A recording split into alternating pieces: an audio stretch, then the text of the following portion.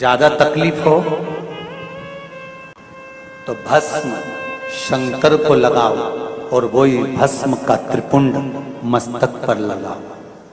भस्म भाग्य की रेखा को बदल देती है, भस्म में वो बल होता है।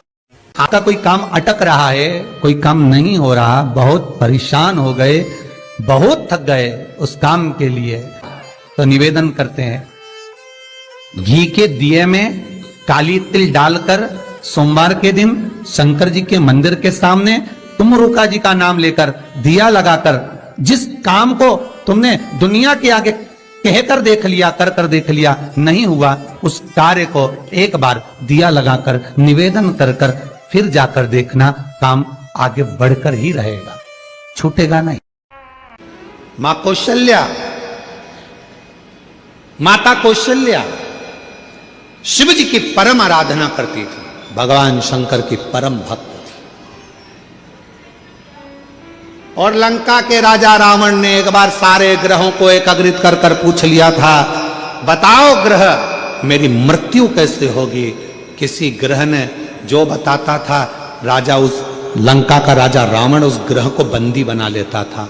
फिर भी रहा नहीं गया, पूछा तो एक ग्रह ने कह दिया कि तुम्हारी मृत्यु का कारण कौशल राज की लड़की कौशल्या, कौशल्या माता के गर्भ से एक बेटा जन्म लेगा, भगवान श्री राम, वो तुम्हारी मृत्यु का कारण बनेंगे। तो रावण के हृदय में ये बात खल गई और उसने माता कौशल्या जी को उसी समय पर जाकर कौशल राज की नगरी में, इसी छत्तीसगढ़ की पवित्र धरा पर आकर लंका के राजा रावण ने कहा कौशल राज से कि आप एक निवेदन स्वीकार करो, कौशल्या जी को मुझे दे दो, विवाह मेरे साथ करो। नहीं, नहीं, नहीं दे सकते। कौशल राज ने मना कर दिया, मेरी बेटी शिव को मानती है, मेरी बेटी सुंदर है, अगर मेरी बेटी चाहे तो आपसे विवाह करे, मेरी बेटी आती होगी, आप उससे पूछ लो। लंका का राजा रावण माता कौशल्या को देखते हैं और इतनी सुंदर मां कौशल्या को देखकर कहते हैं कि आप मुझसे विवाह करो। कौशल्या जी कहती हैं कि विवाह, कौशल्या माता ने कहा, ए लंकापति रावण, अगर तुम मुझसे विवाह करना चाहता है तो मेरी शर्त एक है, तेरी लंका में शंकर का शिवलिंग पहुंच जाएगा तो मैं तुझसे विवाह करूं। रावण गया शिवलिंग लेने, शंकर जी के पास जाकर शिवलिंग मांगा, लेकर जाने लगा, पर मां पार्वती जी नहीं चाहती थी कि ये शिवलिंग पहुंचे। भार उत्पन्न हो गया उस शिवलिंग में, लंका के राजा रावण ने पृथ्वी पर रख दिया। वो शिवलिंग लंका तक नहीं पहुंचा, देवघर में बाबा बैद्यनाथ जी के रूप में पूजित हो गया। एक बेजू ग्वाले के हाथ में, कौन था बेजू ग्वाला? स्वयं गणेश जी महाराज, जिन्होंने उस शिवलिंग को अपने हाथ में लेकर 51 शक्ति पीठ में से जो एक मां सती का हृदय जहां गिरा था, उसी हृदय के मध्य में उस शिवलिंग को रख दिया था। रावण को लगा कि कौशल्या जी के पुत्र के कारण मेरे प्राण छूटेंगे, तो एक काम करता हूं, इस कौशल्या जी को हरण कर कर छुपा कर पेटी में बंद कर कर समुद्र में डाल देता हूं। और एक मछली के मुख में वो पेटी रख दी थी। वो मछली की लड़ाई एक बड़े मछुए से हुई, मुख खुला मछली का, पेटी गिर गई, एक टापू पर चली गई। वहीं से दशरथ जी निकल कर जा रहे थे, बंद पेटी को देखा तो खोला, उसमें कौशल्या जी थी। पूछा तुम कैसे आई? सारी कथा सुना दी। वापिस कौशल राज के पास में माता कौशल्या जी को भेजा गया और राजा कौशल राज ने दशरथ जी के साथ कौशल्या जी का विवाह पक्का कर दिया और उनके घर में राम जी का प्रागट।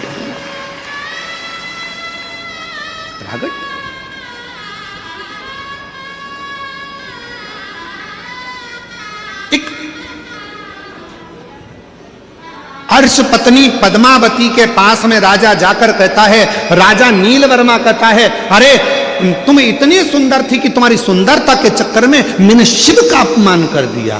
सुंदरता के और विनाश काले विपरीत बुद्धि। विनाश काले विपरीत बुद्धि। जब समय पलटी मारता है तो बुद्धि भी अपने आप विपरीत होती चली जाती। मेरी जीजियों, बुराई किसकी होती है संसार में? जम के बोलो। जो बहुत अच्छा होता है। तुम बहुत अच्छी हो, इसलिए तुम्हारी बुराई तुम्हारे घर में भी होगी और मोहल्ले में भी होगी। तुम बहुत अच्छे हो तो तुम्हारी बुराई ऑफिस में भी होगी, दुकान पर भी होगी, व्यापार में भी होगी। बुराई किसकी होती है? जो अच्छा होता है। अच्छे में से ही बुरा ढूंढा जाता है।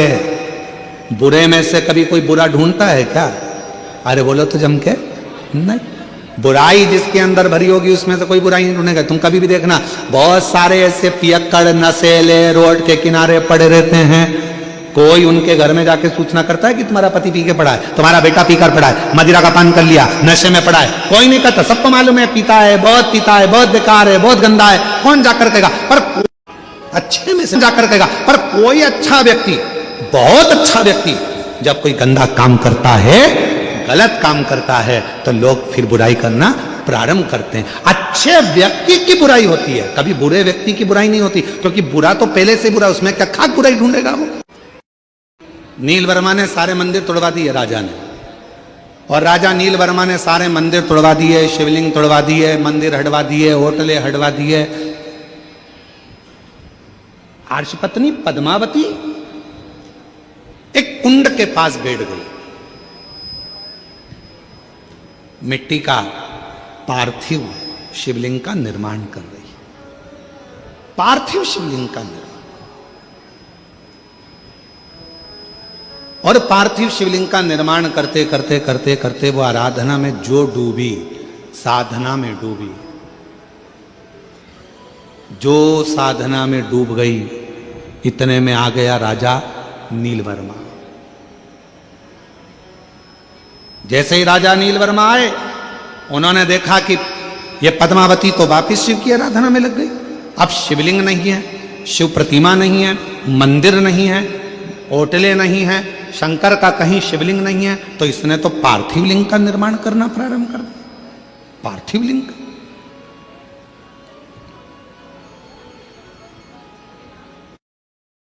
क्या करा जाए?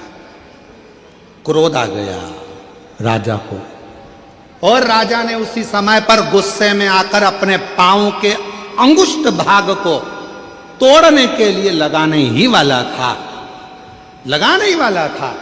इतनी देर में पद्मावती तो भक्ति में डूबी थी, शंकर के भजन में डूबी थी, और उस कुंड में से एक मछली कूद कर बाहर आई, और उस मछली ने राजा नीलवर्मा को खींचकर पानी में लेकर चली गई। पानी में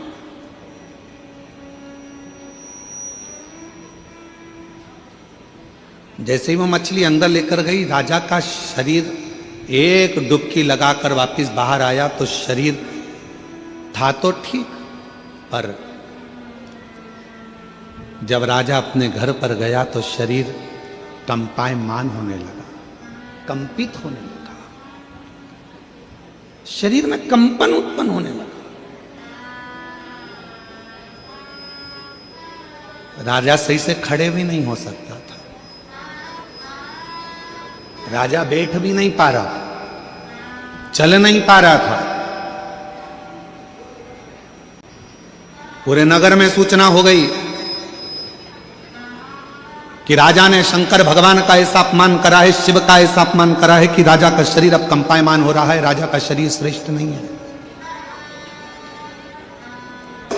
पर इतना याद रखना, हाथ बढ़ाना, पर कोई धार्मिक आयोजन हो रहा हो तो उसमें अपनी टांग मत अड़ाना। हाथ बढ़ाना पर अपनी टांग मत अड़ाना। क्यों? यही टांग, यही पांव एक दिन ऐसा आता है तेरा बुढ़ापा आते आते जो विरोध करता रहता है। शिव जी को क्यों पूजते हो, शंकर को जल क्यों चढ़ाते हो, शिव का भजन क्यों करते हो, शंकर के मंदिर क्यों जाते हो, क्यों शंकर की ये कथा हो रही है। खड़ा नहीं रह पाता है, ऐसी बीमारी में ग्रसित हो जाता है कि ना हाथ हिल पाता है ना पांव हिल पाता है। फिर प्रार्थना करता है, लोग तेल की मालिश करें, शरीर को घिसें, डॉक्टरों के पास जाएं, फिर थेरेपी कराएं, शरीर काम नहीं कर रहा। क्यों? हमने इस शरीर का सदुपयोग नहीं करा। सदुपयोग कर, शिव कथा कर रही, भगवान शंकर का पवित्र चरित्र करा, नैनों से नीर बह रहा था, पद्मावती की आंख से आंसू बह रहा था। शिव कथा कहती है शंकर का भक्त जब रोता है तो उसका अश्रु भी शिव का ही एक प्रतिबिंब बन जाता है और वह जगत का कल्याण कर देता है। अगर प्रेम से रो रहा है, शंकर का भक्त यदि शिव को रिझाने के लिए, शिव को मनाने के लिए, शंकर की भक्ति के लिए, शंकर का अनुमोदन के लिए, शंकर को प्राप्त करने के लिए, शंकर की अविरल भक्ति में अगर कोई शंकर का भक्त रोता है तो उसका अश्रु भी शिव का प्रतिबिंब बन जाता है। और यदि शंकर का कोई भक्त जिसको कोई परेशान करता है, त्राड़ देता है, गाली देता है, अपशब्द कहता है, ताने देता है, और शिव के भक्त की आंख में यदि आंसू आ जाते हैं तो वो प्रलय ला देता है, वो पूरा तांडव मचा देता है। महाराज नीलवर्मा ने हाथ जोड़ लिए, क्षमा कर दीजिए, गलती हो गई, बहुत बड़ी गलती हो गई है, क्षमा कर। पद्मावती रो रही थी, आंख में से आंसू एक नीचे गिरा था। इतनी देर में उस अश्रु जो गिरा था, उस अश्रु के गिरते ही कुंड में से आवाज आने लगी, एक सरोवर में से मछली उछली, आवाज लगाई, मछली फिर उछली, आवाज लगाई, मछली फिर उछली, आवाज लगाई। पद्मावती, पद्मावती, हे पद्मावती। पद्मावती तो साधना में डूबी हुई थी, ध्यान नहीं दे पाई। मछली ने फिर आवाज लगाई, पद्मावती, हे पद्मावती। पद्मावती ध्यान नहीं दे पाई, वो भगवत भजन में डूबी, भक्ति में डूबी। आखिरी में जब आवाज लगाई, मछली फिर उछली पानी में से, आवाज सुना पद्मावती ने। पद्मावती ने हाथ जोड़कर कहा, कहां से आवाज आ रही है? मछली में से आवाज आई, पद्मावती, जिस शिव की तू आराधना कर रही थी, आज वही मैं शिव इस मछली के प्रतिबिंब स्वरूप में यहां विराजमान हूं। इस मछली के प्रतिबिंब स्वरूप। पद्मावती, राजा नीलवर्मा से कह दे, उसने इस कुंड में जो तू शिवलिंग का विसर्जन करी थी उसमें पांव लगाने का प्रयास करा था, इसी कुंड में राजा से बोल स्नान करे। स्नान करेगा, उसके शरीर का रोग पूरा मिट जाएगा, पूरा रोग पूरा मिट जाएगा, पूरा रोग।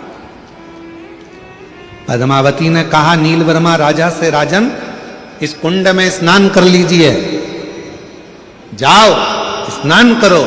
नीलवर्मा राजा जैसे ही उस कुंड में प्रवेश करा, निकलकर जब बाहर आया, पूरा शरीर राजा का अच्छा हो गया। पद्मावती के चरणों को प्रणाम कर लिया। मैं नहीं जानता था कि शिव भक्ति में इतना बल होता है कि शंकर भी मछली का प्रतिबिंब धारण कर कर प्रकट होता है। शिव भी मछली का प्रतिबिंब धारण कर कर प्रकट होता है। पूरे विश्व में, पूरे भारत की भूमि पर कहीं ऐसा मंदिर नहीं है जहां शंकर भगवान मछली के रूप में पूजाते हैं। तमिलनाडु में, दक्षिण में आज भी शंकर का एक ऐसा मंदिर है जहां शंकर के शिवलिंग की जगह पर एक मछली की मूर्ति रखाती है और जिसको पूरे लोग शिव मानकर पूजन करते हैं। जहां वो कुंड विराजमान है, जिस कुंड में स्नान करने के बाद काया का रोग समाप्त हो जाता है। आज भी तमिलनाडु में मंदिर है, आज भी विराजमान। के शिव, पक्षी के शिव, सबके शिव, सबके।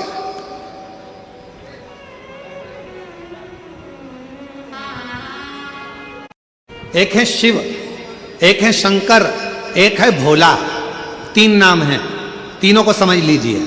शिव का मतलब है जो तुम्हारी श्वासों में रमण कर रहा है, जो संसार का पालन करता, संहार करता, सब कुछ वही है, वो शिव है। दूसरा नंबर है शंकर, जो जिसमें प्राण भी नहीं है, मिट्टी, जमीन, पत्थर, सब जिसमें भी प्राण नहीं है वो भी शंकर का प्रतिबिंब है। कंकर शंकर माना जाता है। कंकर भोला अर्थात जिस पशु में, पक्षी में, जलचर में, थलचर में, वायुचर में, अग्निचर में, सब जीवों में जो सदा विराजमान है वो भोला है, वो शिव है, वो भोला भी होते हैं जो भगवंत भजन में डूबे रहते हैं, सत्संग में डूबे रहते हैं, कथा में डूबे रहते हैं, संकीर्तन में डूबे रहते हैं, अच्छा काम करते हैं, मंत्र जाप करते हैं, तीर्थ जाते हैं, अच्छा भजन करते हैं, यज्ञ करते हैं, अनुष्ठान करते हैं, अभिषेक करते हैं, पूजन करते हैं, उसके बाद भी शरीर में रोग आ जाता है, उसके बाद भी शरीर कष्ट में हो जाता है, उसके बाद भी हाथ पैर कड़क हो जाते हैं, उसके बाद भी शरीर नहीं चल पाता है। तो कई लोगों ने पूछा कि ये तो अच्छा भजन करने वाला था, स्मरण करने वाला था, कीर्तन करने वाला था, तीर्थ करने वाला था, इसके साथ में ये प्रॉब्लम कैसे खड़ी हो गई? उसका कारण केवल इतना सा है, हमारे पूर्व जन्म का कोई पुराना कर्म रह गया था, वो कर्म आज हमको भोगना पड़ रहा है, उसको काटना है। उसको एक लोटा जल चढ़ाकर बेलपत्री को शंकर जी से मांग कर कि बाबा ये तुम्हारी चढ़ी हुई बेलपत्र है, मैंने सुना है आप पर चढ़ी हुई वस्तु औषधि हो जाती है, मेरे स्वास्थ्य ठीक नहीं है, शरीर में गांठ पड़ गई है, शरीर में ये दुख है, घुटने में तकलीफ है, आप अपनी एक बेलपत्र औषधि बनाकर दे दीजिए, शिव जी से मांग कर लाओ, उसको प्रेम से खाओ, बाबा चाहेगा तो अमृत कर कर तुम्हारी जिंदगी को संभाल। हमें न तंत्र आता, न मंत्र आता, न साधना आती, हम तो केवल शंकर को जानते हैं और वो भी पूरा नहीं जानते। संसार में जो पैदा हुआ वो परमात्मा को कैसे जान सकता है? बेलपत्री शिव जी को क्यों चढ़ाई जाती है? जम के बोलो जरा। हम अपनी बात बाबा से नहीं कह सकते तो एक बेलपत्र को लेकर हम भगवान देव अधिदेव महादेव से जब उनको समर्पित करते हैं तो अपने दिल की बात, हृदय की बात शिव को कह देते, मन की बात भगवान को अपने हृदय की बात कह देते। एक बेलपत्र, एक लोटा जल, बोलो बोलो जम के, सारी समस्या का हल। जब व्यक्ति के जीवन में कोई राह नहीं सूझ रही हो, कोई मार्ग नहीं मिल रहा हो, तब ये शिवलिंग है, जरा समझिएगा। एलईडी पर आपको दिखाया जा रहा है, मान लो ये शिवलिंग है, ये जलाधार है, ये जल यहां चढ़ाते हो तो वो पानी बहकर इधर आता है, जल बहकर इधर आता है।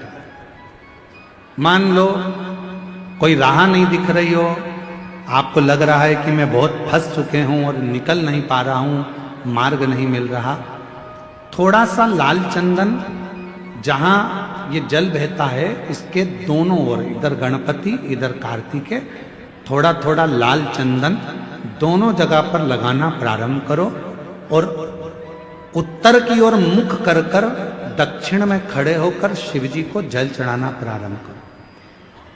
3 या 4 दिन तक आपने अगर दोनों जगह पर चंदन लगाकर दक्षिण में खड़े होकर उत्तर की ओर मुख कर कर भगवान के शिवलिंग पर जल चढ़ाया, पहले लगाना चंदन दोनों ओर लाल और फिर जल चढ़ाना, 3 से 4 दिन में स्वयं मेरा भोले बाबा आपको मार्ग निश्चित कर देगा और रास्ते क्लियर कर देगा। ज्यादा दिन नहीं, 3-4 दिन। हम आपसे बार बार कहते हैं ना, कई बार आपको कहा कि आपके यहां अगर धन की कमी पड़ रही है, पैसा नहीं आ रहा, व्यापार नहीं चल रहा, दुकान नहीं चल रही, धंधा नहीं चल रहा, नौकरी नहीं लग रही, सर्विस नहीं लग रही, तो हमने बार बार आपको कहा है कि सोमवार एक दिया बेलपत्री के पेड़ के नीचे लगाओ घी का, और एक दिया शंकर के मंदिर की चौखट पर लगाकर। बार बार आपको कहा लगाओ, 1-2 सोमवार लगाकर तो देखो व्यापार चलता कि नहीं चलता। उस पर विश्वास रखकर लगाओगे, सुख मिलेगा, आनंद की अनुभूति होगी। एक ही वार मेरे पास में है, वो सोमवार भी तुझे देता हूं। लक्ष्मी ने कहा, प्रभु आपने सोमवार मुझे दिया है, मैं इस बेलपत्री के वृक्ष के नीचे महादेव आपको वचन देकर जाती हूं, जो सोमवार के दिन शिव मंदिर में भूल से भी एक लोटा जल चढ़ा देगा, मैं महालक्ष्मी कहलाती हूं। लक्ष्मी और महालक्ष्मी में अंतर है। लक्ष्मी घर में आती है, वापिस चली जाती है, पर महालक्ष्मी जिसके घर में आती है वो जिंदगी भर के लिए नहीं जाती। महालक्ष्मी कह रही है, बाबा आपने मुझे सोमवार का दिन दिया, जो सोमवार के दिन शंकर के मंदिर में आकर एक लोटा जल समर्पित करेगा, ये महालक्ष्मी उसके लोटे को खाली नहीं जानने देगी, उसमें स्वयं महालक्ष्मी बैठकर उसके घर तक जाएगी, उसके घर तक जाएगी। सारी समस्या का हल एक लोटा जल, बोल बम का नारा है, बाबा है सारा। आप शिव जी के मंदिर में जल चढ़ाने के लिए जाते हैं, ये अनुभव रखिए, वहां से आप खाली हाथ नहीं आते, महालक्ष्मी आपके साथ आती है। कौन आती है? महालक्ष्मी। महालक्ष्मी आपके साथ। शंकर भगवान ने लक्ष्मी को देखकर कहा, लक्ष्मी आज तक तू विष्णु पत्नी लक्ष्मी कहलाती थी, आज ये देव अधिदेव महादेव तूने कुछ नहीं मांगा, इसलिए मैं महादेव अपना महाशब्द तुझे देता हूं, अपना महाशब्द तुझे देता हूं। दुनिया के लोग मुझे महादेव कहते हैं, मेरा महाशब्द तुझे देता हूं, आज से तू विष्णु पत्नी लक्ष्मी नहीं, विष्णु पत्नी महालक्ष्मी कहलाए। महालक्ष्मी।